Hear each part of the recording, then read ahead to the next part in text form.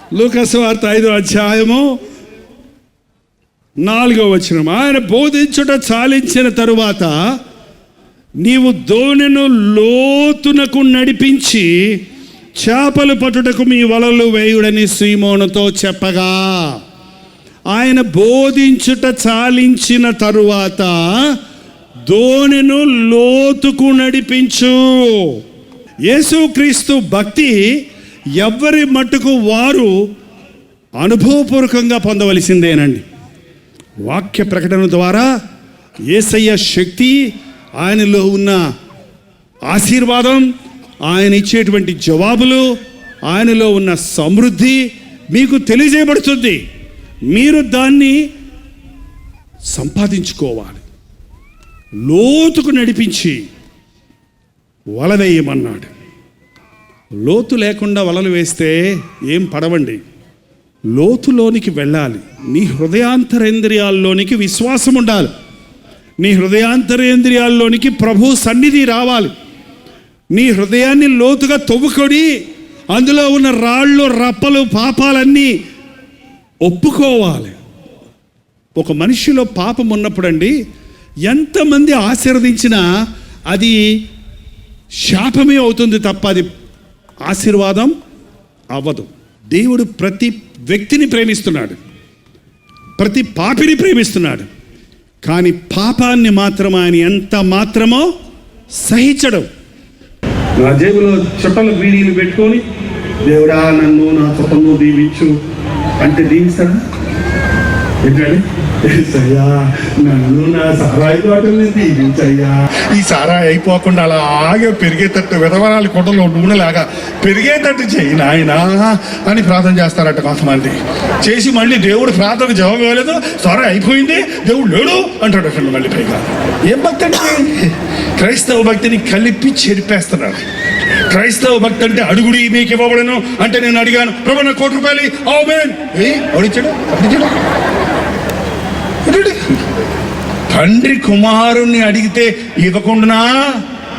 నువ్వు దేవుని కుమారుడు అయితే అడిగితే ఇస్తాడు, కానీ నువ్వు దారిపోయేవాడిగా ఉండి సాతాను బిడ్డగా ఉండి దేవుణ్ణి అడిగితే ఎందుకు ఇస్తాడు? ఇస్తే మాత్రం నువ్వేం చేస్తావు? నీ ఇష్టానుసారంగా మళ్ళీ సాతానికి ఇచ్చేస్తావు నీకున్నదాన్ని. ఇప్పటికే మానవుడు తనకున్నదంతా సాతాను చేతుల్లో పెట్టి దివాళా తీశాడు. సర్వాధికారము దేవుడు మానవుడికి ఇచ్చాడు. సకల సృష్టిని దేవుడు మానవుడి చేతుల్లో పెట్టాడు. నీవు ఈ ప్రపంచాన్ని ఏలు అన్నాడు. ఆనాటి మన తాత ముత్తాతలైన ఆదాము హవ్వలు ఆ అధికారాన్ని తీసుకెళ్ళి సాతానికి ఇచ్చేశాడు. కాబట్టి ఇవాళ మనం సాతాను చేతుల్లో కీలు బొమ్మల్లాగా ఆడుతున్నాం. ఈ లోకమంతా లోకాధికారి అయిన సాతాను ఏలుతూ పాపానికి మానవుల్ని బానిసలను చేసి తనతో పాటు నిత్య నరకానికి తీసుకుని వెళ్తున్నప్పుడు యేసుక్రీస్తు ఈ లోకంలోనికి మానవాతారుడిగా వచ్చి, మనలాగా వచ్చి, మన పాపానికి ప్రాయశ్చిత్త బలిగా తన ప్రాణాన్ని ఇచ్చి మనకు విమోచన కలుగు చేశాడు. సాతాను చలను చితగొట్టాడు. నా మాట వినండి, నన్ను వెంబడించండి, నేను మిమ్మల్ని నిత్యరాజ్యానికి తీసుకుని వెళ్తానని ఆయన సర్వలోకానికి సకల సృష్టికి ఆ ప్రేమ సువార్తను ప్రకటించమంటున్నాడు. అదేనండి యేసుక్రీస్తు యొక్క సువార్త. నీవు దేవుని బిడ్డబోవాలని, నీ హృదయం దేవునికి ఇవ్వాలని దేవుని మాటలు వింటున్నావు, వెళ్ళిపోతున్నావు అంతే. లూకా సువార్త 6వ అధ్యాయం 49వ వచనం. అయితే ఈ నా మాటలు వినియు చేయనివాడు పునాది వేయక నేల మీద ఇల్లు కట్టిన వానిని పోలి ఉండును. ప్రవాహం దాని మీద వడిగా కొట్టగానే అది కూలిపోడిను. ఆ ఇంటి పాడు నా మాట విని చేయనివాడు. ఏంటండి? మాట విని చేయనివాడు, విని దాని ప్రకారంగా చేయువాడు. 2 రకాల మనుషులు ఈ ఆవరణలో ఈ రాత్రి కూడా ఉన్నారు. మీరందరూ విని చేసేవారో విని వెళ్ళిపోయేవారో నాకు తెలియదు, కానీ విని వెళ్ళిపోయేవారు కూడా ఇల్లు కట్టుకుంటారు.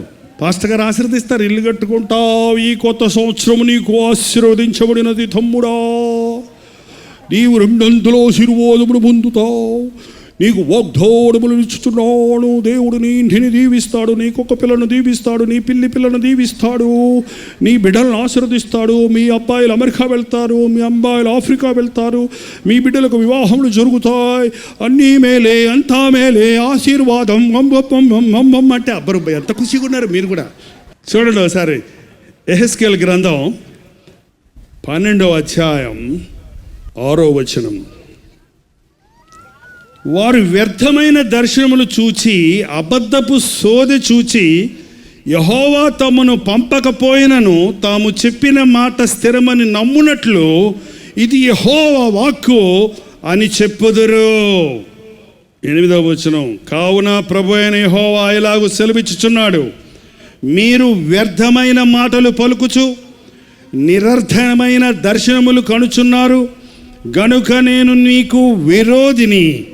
ఇదే ప్రభువు యెహోవా వాక్కు. వ్యర్థమైన దర్శనములు కనుచు నమ్మదగిన సోదగాండ్రైన ప్రవక్తలకు నేను పగవాడును. వారు నా జనుల సభలోనికి రారు, ఇశ్రాయేలుల సంఖ్యలో చేరిన వారు కాక పోదురు. 10వ వచనం. సమాధానమేమీ లేకపోయినను వారు సమాధానమని చెప్పి నా జనులను మోసపుచ్చుచున్నారు. నా జనులు మట్టి గోడను కట్టగా వారు వచ్చి దాని మీద గచ్చుపూత పూసెదరు. ఏంటండి సమాధానం లేనప్పుడు సమాధానము కలుగునుగాక అని అన్నంత మాత్రాన సమాధానం వస్తుందా?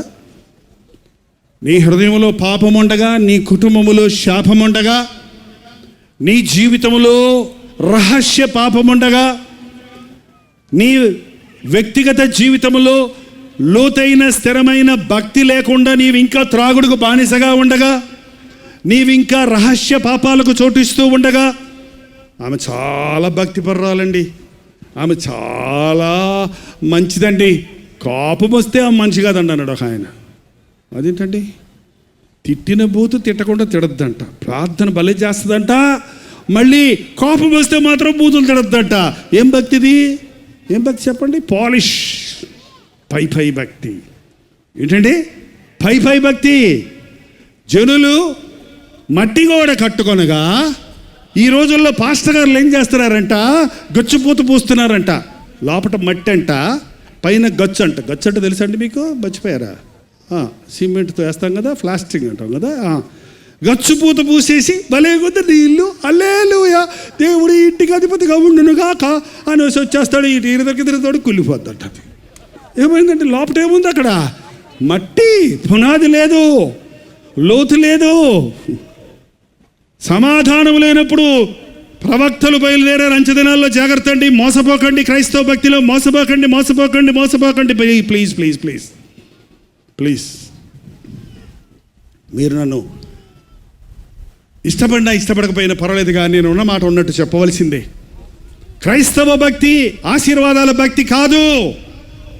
ఇది నిజమైన పోరాటం, సాతానుతో పోరాటం, పరిశుద్ధత కొరకు ఆరాటం, ప్రభు అయిన యేసుని పోలి జీవించాలనే ఆసక్తి.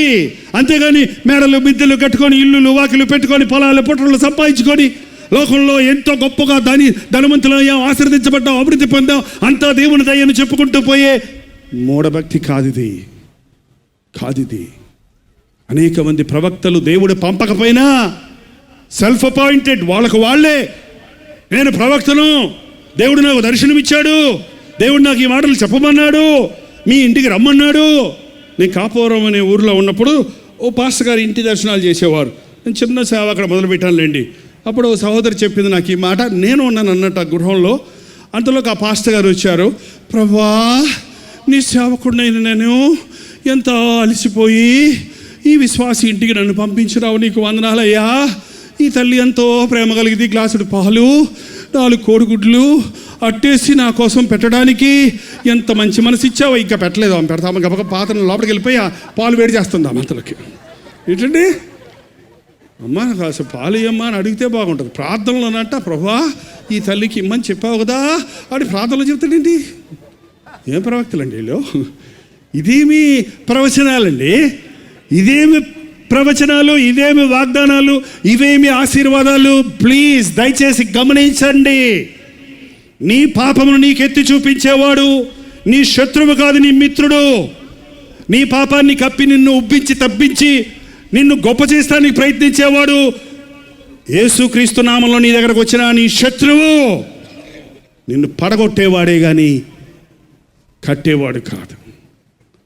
ఈరోజు కట్టబడ్డానని తృప్తి పడితే చాలదు. వరద వచ్చింది, తుఫాన్ వచ్చింది, శ్రమ వచ్చింది, శోధన వచ్చింది, చిన్న విషయం వాక్య నిమిత్తమై అభ్యంతరం వచ్చింది, పడిపోయింది నీ భక్తి అంతా కూడా, కూలిపోయింది నీ భక్తి అంతా కూడా. నిజమైన క్రైస్తవ భక్తి ఎన్ని తుఫానులు వచ్చినా, ఎన్ని వరదలు వచ్చినా, ఎన్ని శోధనలు వచ్చినా, మరణం వచ్చినా విడవకుండా నిలబడేదే నిజమైన క్రైస్తవ భక్తి. బ్రహ్మానందరెడ్డి స్టూడియోలో కూర్చున్న క్రైస్తవ విశ్వాసులారా, బ్రతికితే క్రీస్తు కొరకు నిక్కచ్చైన క్రైస్తవుడిగా బ్రతకండి, లేకపోతే వదిలేయండి. అంతేగాని నామకార్థ భక్తి మనకు వద్దు. మూఢభక్తి మన భక్తి కానే కాదు. సమయానుకూలంగా దేవుణ్ణి వెంబడించడం, అవకాశాలు ఉన్నప్పుడు దేవుణ్ణి సంతోషపరచడం, కష్టం వచ్చినప్పుడు ప్రభువుని విడిచిపెట్టడం అనేది క్రైస్తవ భక్తి యొక్క సారం కానే కాదు. ఎవరైనా నన్ను వెంబడించకోని ఎడల అనుదినము తన్ను తాను ఉపేక్షించుకొని తన సిలువెత్తుకొని నన్ను వెంబడించాలని ప్రభు చెప్పాడు. తన్ను తాను ఉపేక్షించుకొని అనే మాటకు అర్థం ఏంటంటే తనను తాను అసహించుకొని, తనను తాను రిక్తునిగా చేసుకొని, తాను లేను అనుకొని నేను క్రీస్తుకు సంబంధించిన వాడిని, నేను కాదు క్రీస్తే అని పౌలు అన్నాడు చూడండి. అట్టి భక్తిని కలిగి ఉండటమే నిజమైన క్రైస్తవ భక్తి సారం. అట్టి వాళ్ళు 10 మంది ఉంటే చాలండి, ప్రపంచమంతా మారిపోద్ది. ఆనాడు యేసు ప్రభు శిష్యులు కేవలం 12 మంది. ఆ 12 మంది 4వ దశాబ్దం వచ్చేలోగా ప్రపంచమంతటికి సువార్తను తీసుకెళ్ళిపోయారు. ఈ భారతదేశానికి కూడా ఆనాటి శిష్యుడైన తోమా మొదటిసారిగా యేసయ్య మాటలు తీసుకొని వచ్చాడు. ఈ రోజున ఇన్ని సభలు జరుగుతున్నాయి, ఇంతమంది క్రైస్తవులు అంటున్నాం, ఇంతమంది ప్రభుని నమ్ముకున్నామంటున్నాం, కానీ ఎందరూ క్రీస్తులో నిలబడి ఉన్నారు? ఎందరూ క్రీస్తు కొరకు ఇతరులను రక్షించగలుగుతున్నారు? పై భక్తి కాదు. జనులు మట్టి గోడ కట్టుకొనగా గచ్చుపూత పూసేవారిని ప్రభు చెప్తున్నాడు, ఇటు వారిని నేను నాశనం చేస్తాను. 14వ వచనం, దాని మీ పునాది కనబడినట్లు మీరు గచ్చుపూత పూసిన గోడను నేను నేలతో సమానముగా కూల్చెదను. పై భక్తి మనకు వద్దండి. 8:11 సమాధానము లేని సమయమున సమాధానమని చెప్పుచు నా జనుల గాయమును పైన మాత్రమే బాగు చేయుదురు. ఏంటండి? సమాధానము లేని సమయమున 8:11 అండి. మీరు మీ ఇంటికి వెళ్ళి మళ్ళీ చదవండి, లోతుగా చదివి గ్రహించుకోండి. ఈ జైపాల్ చెప్పిన మాటలు కరెక్టేనా కాదా, ఇవి బైబిల్లో ఉన్నాయా లేదా, ఇదేనా బైబిల్ చెప్పే నిజమైన భక్తి, క్రైస్తవ భక్తి, లోతైన భక్తి? అవునా కాదా అని నాకే నమ్మండి. ఇప్పుడే నా మాటలు నమ్మొద్దు, మీరు మీ బైబిల్ని నమ్మండి.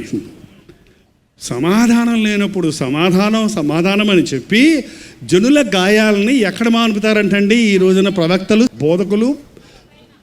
పైన మాత్రమే. ఏంటండి? పైన మాత్రమే బాగు చేస్తారంట.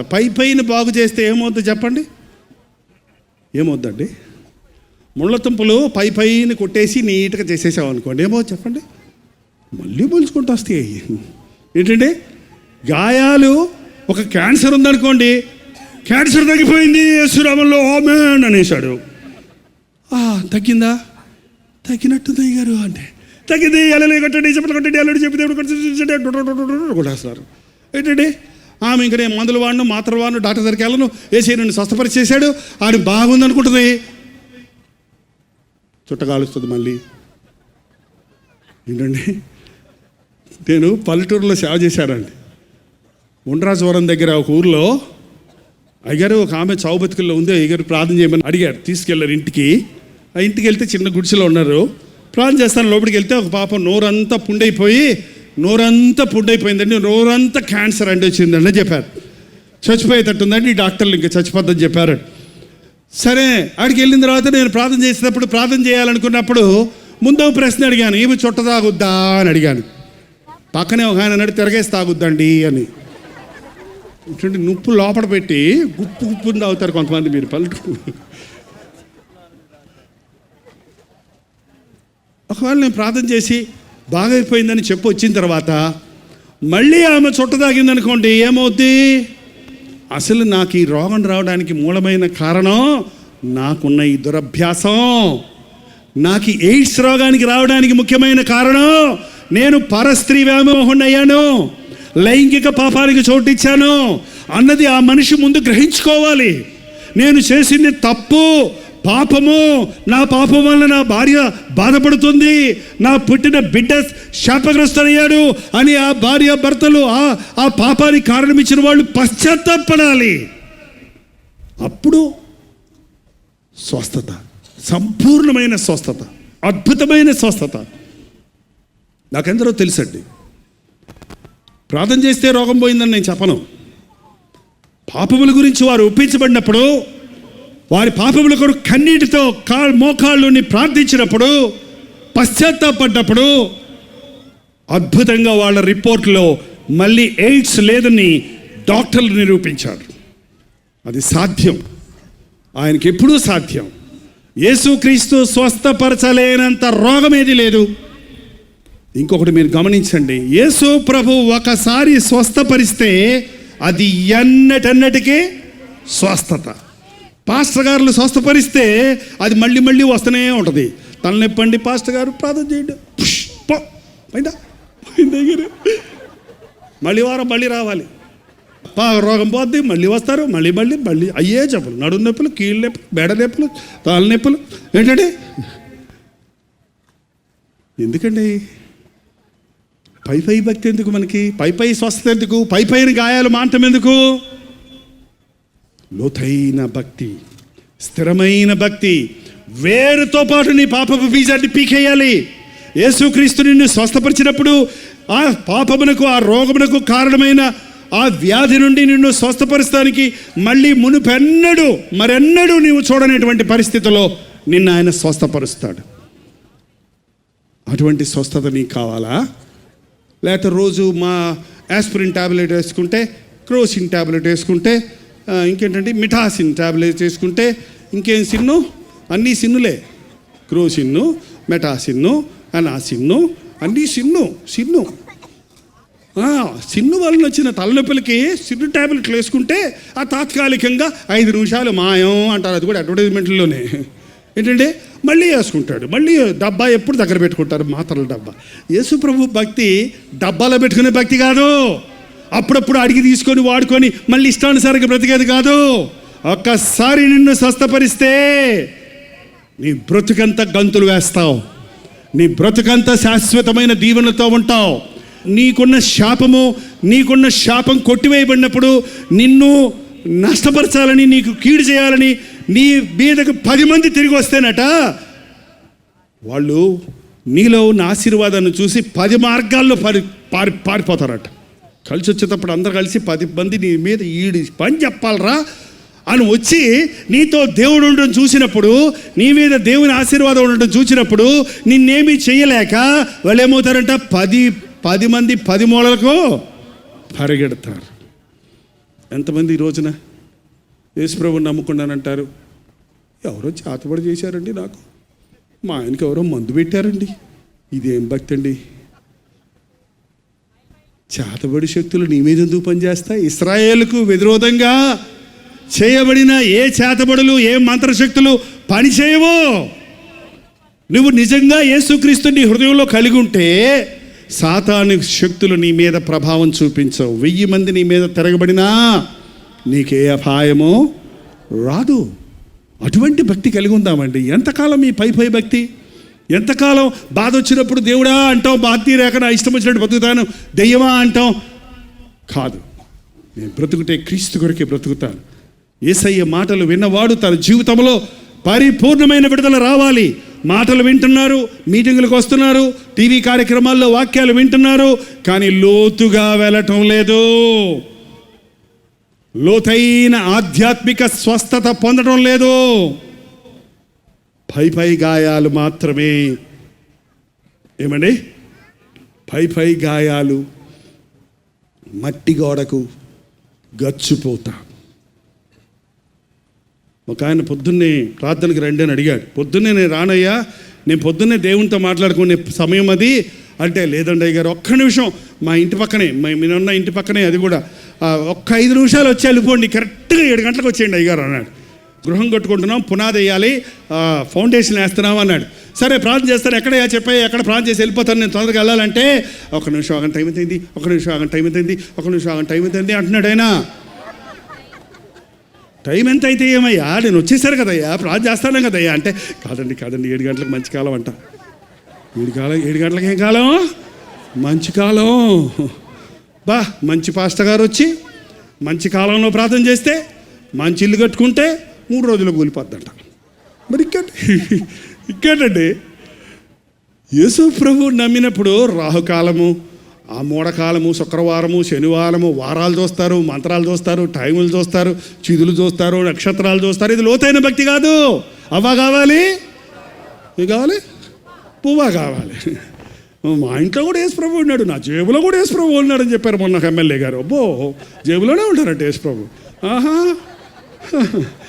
ఏంటండి మన దేశ నాయకులందరూ ఓట్ల కోసం మనకి ఏదో ఉపకారం చేస్తారంటే మనం ఐస్ అయిపోయి వాళ్ళ వెంట పడతాం. ఎందుకండి మనకి రాజకీయవేత్తల సహాయం? రారాజైన ప్రభు మనకు ఉండగా ప్రభుత్వం వాళ్ళు ఇచ్చే రాయితీలే మాత్రం మనకి. ఆకాశ పక్షుల్ని పోషించే దేవుడు నిన్ను పోషించడా? నిన్ను ఆశీర్వదించిన దేవుడు పిల్ల తరాలకు ఆశీర్వదిస్తాడు అన్నవాడు నీ పిల్లలకు కావలసినవి ఆయన అనుగ్రహించడా? ఇశ్రాయేలు అందరూ అరణ్యంలో రాలిపోయారండి, విసుక్కొని కుసుక్కొని సడిగి గుణిగి. కానీ కానాను దేశంలోకి వెళ్ళిన వాళ్ళందరూ ఎవరో తెలుసండి? తెలీదా? తెలుసా? ఎవరో? 2 వెళ్ళారా? ఇంకెవరు వెళ్ళలేదా? అరే ఎవరండి?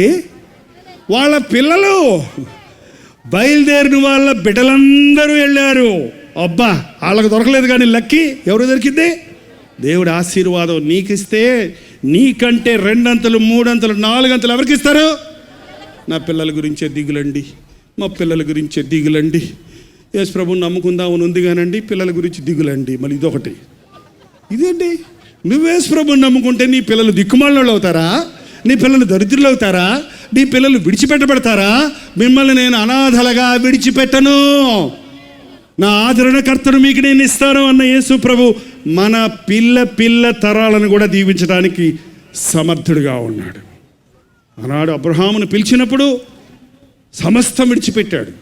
తన వంశం ఏమవుద్దో, తన బిడ్డలు ఏమవుతారో అని ఆలోచించలేదు. దేవుడు దేనికి శిల్పియో నిర్మాణకుడై ఉన్నాడో ఆ పట్టణం మీద గురిపెట్టుకొని తన ప్రయాణాన్ని సాగించాడు. ఇశ్రాయేలు జనాంగం ఈనాటికి ప్రపంచ పట్టణములో ఆశీర్వదించబడిన జనాంగంగా ఉంది.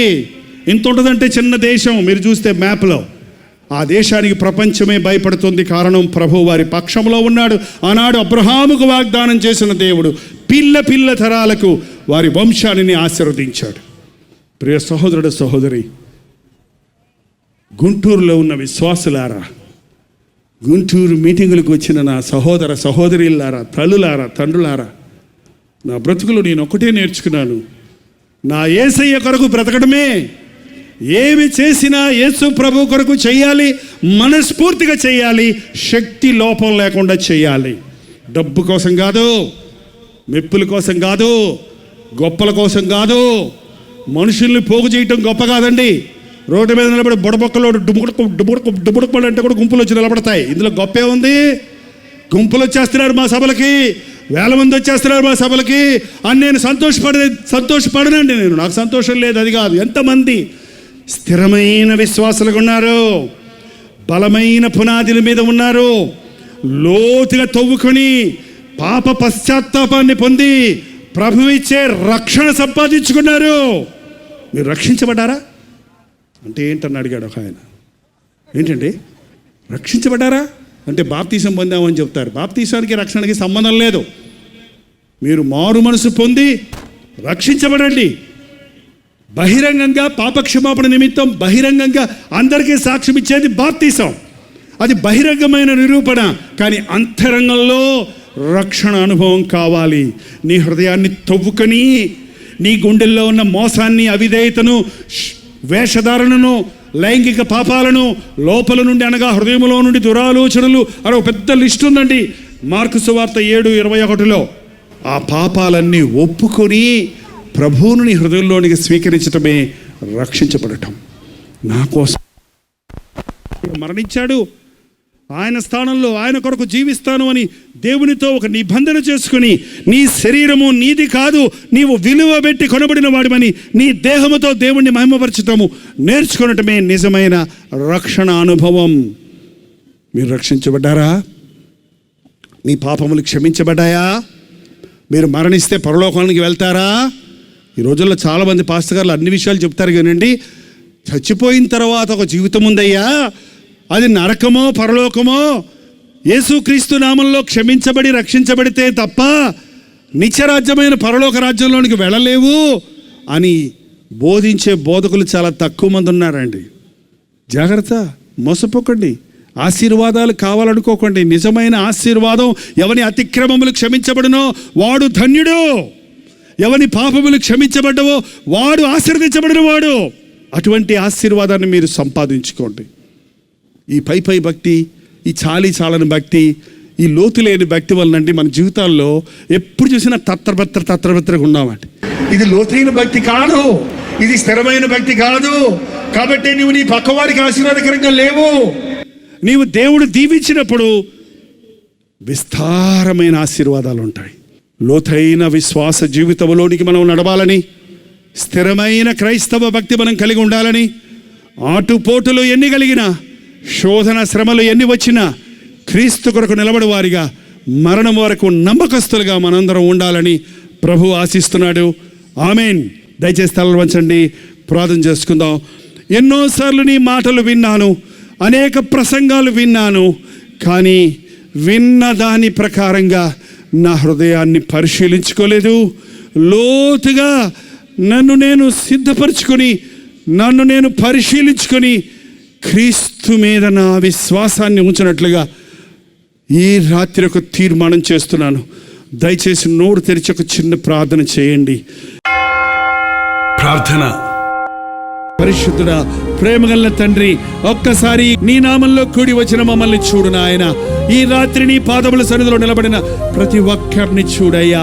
మట్టి గోడ కట్టుకొని గచ్చిపోత భక్తి మాకొద్దు నాయన తండ్రి. పై గాయాలు మాన్పుకొని పై ఉపశమనాన్ని పొందే భక్తి మాకొద్దయ్యా. నీ మాటలు విని ఆ మాట ప్రకారం కాకుండా మా ఇష్టానుసారంగా బ్రతికే బ్రతుకులు మాకొద్దే వద్దయ్యా. నీ మాటను విని ఆ మాట ప్రకారంగా ప్రవర్తించే యథార్థమైన జీవితాలు మాకు దయచేయి.